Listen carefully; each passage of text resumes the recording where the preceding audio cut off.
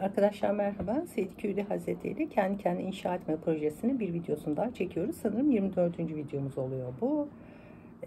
Bugün sizinle yine Tarihçe Hayat adlı eserinden bir parçayı okumaya çalışacağız. Bu dersten kazanımız birincisi belli bir grup herhangi bir haklı bir davanız yüzünden menfaatlerine sırf dokundukları için size karşı birleşiyorsa Üstad Hazretlerinin kendisini ifade etme ve kendisini savunma biçiminden ne şekilde bir duruş sergilememiz gerekiyor onu öğreneceğiz. Yani birileri bize karşı toplandığı zaman Kur'an'dan öğrendiğimiz düstur nedir ve Kur'an'ı yaşayan bir insandan öğrenmemiz gereken nedir? Onu öğrenmeye çalışacağız. Yine Üstad Hazretlerine siyasetten neden çekildiği soruluyor. İşte neden adli makamlara başına gelenler için müracaat etmediğine dair bazı sorular soruluyor. Bununla da ilgili bir cevap verecek. Bu da bizim için bir örnek olabilir.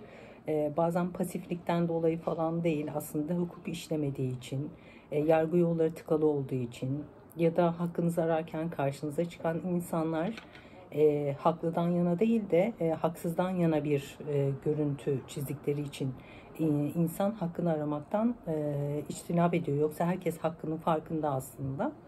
Ama meşru şekilde hak arama imkanınız olmadığı zaman da bakın nasıl bir duruş sergilemeniz gerekiyor. Bunu Üstad Hazretlerinden öğrenmeye çalışacağız. Yine Üstad Hazretleri kendisi Kürt olması vesilesiyle bunu da bir saldırı mevzusu haline getirmeye çalışıyorlar. Ve kendisinin kendi milliyetine bakış açısı ve diğer milletlere bakış açısı ile ilgili de bir açıklaması olacak. Benzer şeyi işte Kürtler de çok yaşıyor. Aslında ırkçılık yapan, faşizmle bağlantılı olanlar belli egemenler. Ama sanki Kürtler yapıyormuş gibi bunu yansıtıyorlar. Bakalım bu konuda da Üstad Hazretleri bize nasıl bir duruş sergilememiz gerekiyor bunu öğretecek. Üstad Hazretleri yine bir Kur'an-ı Kerim'in ayetiyle başlamış. Sayfa 279. Ali İmran suresi 173. ayette şöyle der Kur'an-ı Kerim. Ve Üstad Hazretleri de bu ayeti alarak başlamış. Rahman ve Rahim olan Allah'ın adıyla. Onlar öyle kimselerdir ki insanlar onlara düşman size karşı büyük bir kuvvet topladı. Onlardan korkun dedikleri zaman onların imanı ziyadeleşti ve Allah bize yeter, o ne güzel vekildir dediler. Evet, bakın buradan öğrenmemiz gereken neymiş? Evet, böyle bir propaganda yapılabiliyor. Şu kişiler size karşı toplandı, sana şunu yapacaklar dedikleri zaman Kur'an'dan bizim öğrendiğimiz savunma şekli neymiş? Bakın bir dua ile, değil mi? Allah bize yeter, o ne güzel vekildir. Hasbunallahu ve ni'mel vekil diyerek Allah'a sığınarak bir psikolojik olarak kendisini güçlü hissetme durumu var. En nihayetinde o düşmanları yaratan da Allah, o belayı başınıza çıkaran da Allah. Yani insanlar, kullar, olaylar bunlar sadece vesile. Vesileleri açıp biz direkt bu olayı başımıza getiren kişiye müracaat ediyoruz bu şekilde. Bunu Üstad Hazretleri bazı kitaplarında der, günde 500 defa Hasbunallahu ve ni'mel vekil çektiğini söyler. Bu da bizim için bir olsun, bir savunma, bir kalkan görevi gören bir zikir olsun. Bir yere yazalım, kullanmaya çalışalım biz de. Şu mektup fekule lehu kavlen leyin, yani Taha suresi 44. ayeti söylemiş. Ona kavli leyin ile tatlı dille söyleyin sırrına mazhar olmuş, şiddetli yazılmamış, çoklar tarafından sarihan ve manen gelen bir suale cevaptır. Üstad Hazretleri kitabında kendisini ifade ederken nasıl bir üslup ve dil kullandığından bahsetmiş.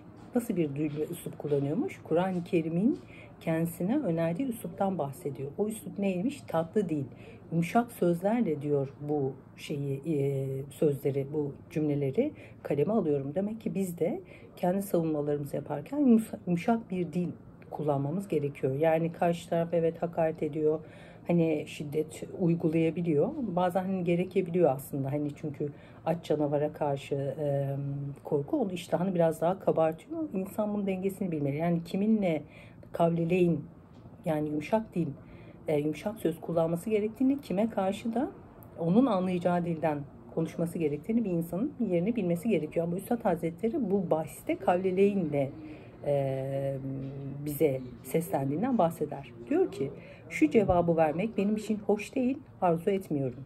Her şeyimi Cenab-ı Hakk'ın tevekkülüne bağlamıştım. Fakat ben kendi halimde ve alemimde rahat bırakılmadığım ve yüzümü dünyaya çevirdikleri için, bakın diyor ki, beni kendi alemimde rahat bırakmadılar. Yüzümü dünyaya çevirirler. Yeni Said değil bir mecburiye eski Said lisanıyla şahsım için değil belki dostlarımı ve sözlerimi ehli dünyanın evham ve eziyetinden kurtarmak için hakikati hali hem dostlarıma hem ehli dünyaya ve ehli hükme beyan etmek için 5 noktayı beyan ediyorum. Bakın buradan bir şey daha öğrendik. Az önce söylediğim gibi hakikati insanların anlayabileceği bir şekilde söylemek gerekiyor. Muhatabınızın profili çok önemli. Seslendiğiniz kesim çok önemli. Ona göre kavlileyin kullanırsınız ya da anlayacağı bir dille kendisine izah etmeye çalışırsınız. Ve bazen şey oluyoruz, yaşadığımız olayları saklıyoruz, söylemiyoruz. Karşı taraf sanki bizim zihnimizi okumalı. Böyle kimsede öyle bir meziyet yok. Dolayısıyla da açık konuşmak gerekiyor. Yani bir iftiraya maruz kalıyorsanız, herhangi bir durum varsa belgeleriyle söylemek gerekiyor ki hem ithamlar ve iftiralar çürümüş olsun, hem de siz ya da mensup olduğunuz artık cemaat, fikir neyse o da kendisini ifade etmiş olsun. Yani insanlara ben konuşmayayım, susayım, bir kenara çekileyim, herkes beni anlasın. Böyle bir dünya yok. Sizin kendinizi ifade etmeniz gerekiyor. Üstad'dan öğrendiğimize göre diyor ki, ehli dünyanın evham ve eziyetlerinden kurtulmak için kendimi ifade ediyorum. Hakikati halde, yani gerçekleri dostlarım bilsin diye gerçekleri söylüyorum. Hem de hüküm verecek olan insanlar gerçekleri bilsin diye ben kendimi ifade ediyorum diyor. Bunu 5 noktada ele aldığından bahsediyor. Kendisine soruyorlar. Diyorlar ki, ne için siyasetten çekildin? Hiç yanaşmıyorsun. 9-10 sene evvelki eski Said bir miktar siyasete girdi. Belki siyaset vasıtasıyla dine ve ilme hizmet edeceği diye beyhude yoruldu ve gördü ki o yol meşkuk ve müşkülatlı ve bana nispeten fuzuleyane, hem en lüzumlu hizmete mani ve hatalı bir yoldur. Yani Üstad Hazretleri siyasetin alasını biliyor. Zaten biliyorsunuz İstanbul'da da belli bir süre kalıyor, Osmanlı'da yıkılmadan önce. Ve günde zaten bahsedecek, günde 8 gazete okuyan bir insan. Yani hem imparatorluk gündemine, hem aktualiteye, güncel olayları, hem de dünyada neler olduğuna, bittiğine dair geniş malumat sahibi ve çok güzel tespitler yapan bir insan. Yani anlamadığından dolayı değil. Fakat Üstad Hazretleri önceliklerini belirliyor. Ve kendisinin siyasetle yüz göz olmasının nedeni, diyor ki, dine ve ilme hizmet edeceğim diye ben diyor siyasete girdim. Bizde nasıl siyasete girmek için, siyasete ne şekilde giriyorlar, ne için? Yer kapmak için gidiyorlar, değil mi? İhale bağlamak için giriyorlar. Yani hangisinin mesela ağzından şöyle, toplumda şöyle bir erdem sorunu var. Bu erdem sorununu biz şu şekilde çözeceğiz. Bakın benim duruşum da böyle. Hangi birinden mesela öyle bir şey geliyor? Bu arada köpeklerin havlamasını da görüyorsunuz. Ve diyor ki, ben o yola girince siyaset yolunun çok müşkilatlı olduğunu gördüm. Ve bu yola diyor hizmet edilemeyeceğini, yani ideallerine şu mevcut siyasetin hizmet etmeyeceğini gördüm. O yüzden diyor geri çekildim. Çoğu yalancılık ve bilmeyerek ecnebi parmağına alet olma ihtimali var. Bakın, yol çok müşkilatlı diyor. Benim idealime ters ve diyor ki çoğu yalancılık ve bilmeyerek de diyor yabancı parmağına alet olma, yabancıların parmağına, işlerine alet olma durumu var. Hem siyasete giren ya muvafık olur veya muhalif olur. Ya taraftar olur ya da muhalif olur. Eğer muvafık olsam, madem memur ve mebus değilim, o halde siyasetçilik bana fuzuli ve malani bir şeydir. Taraftar değilim, mebus değilim. O yüzden benim için diyor fuzuli bir şeydir. Bana ihtiyaç yok ki beyhude karışayım. Bana bir ihtiyaçları yok. Niye karışayım? Eğer muhalif siyasete girsem ya fikirle veya kuvvetle karışacağım. Eğer fikirle olsa bana ihtiyaç yok. Çünkü mesail tevazzuh etmiş. Herkes benim gibi bilir. Yani her şey ortada. Ben fikrimle de katkı sağlarım da her şey ortada zaten. Bana lüzum yok. Beyhude çana çalmak ise manasızdır. Eğer kuvvet ile ve hadise çıkarmak ile muhalefet etsem, husulü meşkuk bir maksat için binler günaha girmek ihtimali var. Evet diyor, fikirle hani bunları mukabele edebilirim ama bütün fikirler zaten ortada, benim bir daha söylememe gerek yok. Herkes her şeyin farkında. Eğer diyor şiddetle, kuvvetle böyle bir hadise çıkarmaya çalışacağım, bu sefer de ne olur diyor, binlerce diyor günaha girebilirim diyor. Birinin yüzünden çoklar belaya düşer. Hem 10 ihtimalden bir iki ihtimale binaen günahlara girmek, masumları günaha atmak vicdanım kabul etmiyor diyor Eski Said. Sigara ile beraber gazeteleri ve siyaseti ve sohbeti, dünyeviyi, siyasiyi terk etti diyor. Bakın, hangi gerekçelerle, siyaseti bilmediğinden dolayı değil, kendisini ifade etti. Birincisi, aslında siyasete girmesinin nedeni neymiş? Dine ve ilme hizmet edecek diye siyasete yaklaşıyor. Yani şahsi bir ikbal, menfaat, ihale kapma gibi şeylerden dolayı değil. Sonra girdiği zaman bunun çok meşguk ve müşkülatlı bir yol olduğundan bahsediyor. Ondan dolayı diyor, ben hani çekildim ve siyasete girdiğiniz zaman iki taraf oluyor. Ya taraftar, yandaş oluyorsunuz veya muhalif oluyorsunuz. Ben mebus değilim ki diyor, milletvekili değilim ki yandaş olayım. Muhalif olayım tamam, ama benim söyleyeceğim fikirlerin hepsini herkes biliyor. Ben bir daha niye orada bulunayım diyor. Tamam, hani fikirle de olmuyor. Bu sefer diyor kuvvet kullansam, kuvvet kullansam da birçok masum insanın günahına girmiş olacağım. Buna da gerek yok diyor. Bakın, adalet hani kavramı, başkalarının düşündüğü için başkalarına zarar verme gibi düşüncelerden imtina ettiği için, kaçındığı için siyasete girmiyor. Bir dördüncüsü, beşincisi hatta diyor ki, ecnebi bilmeyerek diyor, ecnebilerin işlerine, planlarına ortak olma gibi bir durum var. O yüzden diyor, ben siyasetten ve bazı alışkanlıklarımdan uzak durdum. Okuduğumu ve dinlediğimi biri çıksın söylesin. 8 sene evvel günde belki 8 gazete Eski Said okuyordu. Hem 5 senedir bütün dikkatiyle benim halime nezaret ediliyor. Siyasetvari bir tereşüh gören söylesin. Halbuki benim gibi asabi ve innemel hilatü fi terkil hilal, yani hiyal, yani en büyük hile hileleri terk etmektir dusturuyla, en büyük hileyi hilesizlikte bulunan pervasız, alakasız bir insanın değil 8 sene 8 gün bir fikri gizli kalmaz. Siyasete iştihası ve arzusu olsaydı tetkikata, taharriyata lüzum bırakmayarak top güllesi gibi sada verecekti. Yani sizden korktuğumdan falan değil, eğer siyasetle bir bağlantım olsaydı öyle bir konuşurdum ki diyor, top güllesi gibi bir adeta bir ses çıkartırdım. Sonra kendisine yine bir hani ithamda bulunuyor ve yine kendisini ifade ediyor. Yeni Said ne için bu kadar şiddetle siyasetten tecennüp ediyor diyorlar. Tecennüp etmek de çekinmek demek. Diyor ki Üstad Hazretleri, milyarlar seneden ziyade olan hayat-ı ebediyeye çalışmasını ve kazanmasını, meşkuk bir iki sene hayat-ı dünyeviye lüzumsuz, fuzuli bir surette karışma ile feda etmemek için diyor. Önceliklerini belirledi. Bir mümin, bakın diyor ki, benim karşımda bir hayat-ı ebediye var. O mu önemli, yoksa bir iki sene diyor bir hayat-ı dünyeviyede bir şey kazanmak için mi insan hayatını harcamalı? Önceliklerini belirledi. Benim için diyor hayat ebediye daha önemli diyor.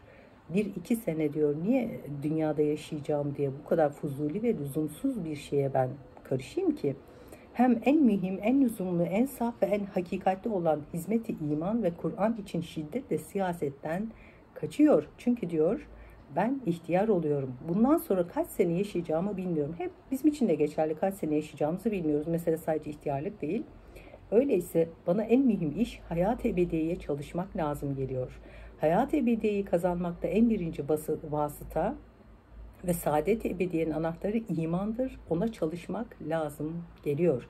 Fakat ilim itibariyle insanlara dahi bir menfaat dokundurmak için şer'an hizmete mükellef olduğumdan hizmet etmek isterim. Benim için iman önemli. Çünkü bu ebedi saadetime hizmet ediyor. Ve diyor ki, ben iman ve imani hizmetlere çalışmanın daha akıllıca, daha mantıklı olduğunu düşünüyorum. Ve diyor ki, şer'an benim diyor, yani şer'i olarak şeriata göre, şeriat bakımından benim diyor, ilim itibariyle de insanlara bir menfaatin, bir hayrımın dokunması gerekiyor. Çünkü kendisi alim, doğruları, hak ve hakikati söylemeli, toplumu uyandırmalı. Topluma biliyorsunuz şekil verenler alimlerdir. Eğer alimler de hak ve hakikati söylemezlerse çoğunluk zaten kendileri hak ve hakikati bulma konusunda yeterli gayreti sarf etmiyorlar. Üstadın başka kitaplarında da söylediği gibi, hatta Aziz Nesin bunu farklı bir şekilde söylüyor ama toplumun %70, %80'inin ehli tahkik olmadığı, yani araştırıcı, hakikat peşine düşen, sorgulayan insanlar olmadığını söylüyor. Dolayısıyla bu %70, %80'lik kesimin oy verdiğini düşünün, bir yerde karar verdiğini düşünün. Bu insanları ehli vicdan, ehli ilim insanların doğru yönlendirmesi gerekiyor. Bunlar da eğer susarsa, bu %70'lik, %80'lik kesim eğer doğru yönlendirmezse, Allah korusun, sonumuz kötü olur. Oluyor da zaten. İşte diyor, şerren diyor, yani ben ilim sahibi olduğum için doğruları söylemek zorundayım ve insanlara faydalı olmak zorundayım. Lakin o hizmet ya hayat-ı içtimaiye veya ve dünyeviye ait olacak. O ise elimden gelmez. Evet, ben alimim. İnsanlara hani ilim yönüyle ben hizmet etmeliyim ama diyor ki şu an diyor o da elimden gelmiyor. Hem fırtınalı bir zamanda sağlam hizmet edilmez. Fırtınalı bir zaman. Ben de aynı şeyi yaşıyorum. Bir şey mesela söylüyorum. Söylediğim şey doğru ama iki azgın kesim de onu manipüle ediyor. Aslında söylediğim şey doğru. Ben iki taraftan da değilim. Ama onu ne yapıyor? Kullanıyor. İki taraf da kendi şey için kullanıyor. Doğrusu hizmet edemiyorsun. Susmayı tercih ediyorsun. Onun için o ciheti bırakıp en mühim, en lüzumlu, en selametli olan imana hizmet cihetini tercih ettim.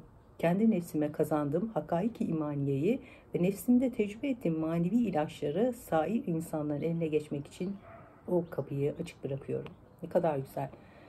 Diyor ki fırtınalı bir zaman işte söylediğiniz şeyler manipüle ediliyor. Sağlam bir şekilde hizmet edemiyorsunuz.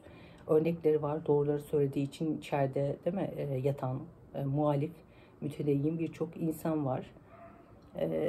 Ve diyor ki ben diyor kendi nefsime kazandığım hakaiki imaniyeyi ve nefsimde tecrübe ettiğim manevi bazı ilaçlar var. Bunu diyor genelde diğer insanlarla paylaşmak istedim diyor. Ve o kapıyı da açık bıraktım. Belki Cenab-ı Hak bu hizmeti kabul eder ve eski günahıma kefaret yapar diyor.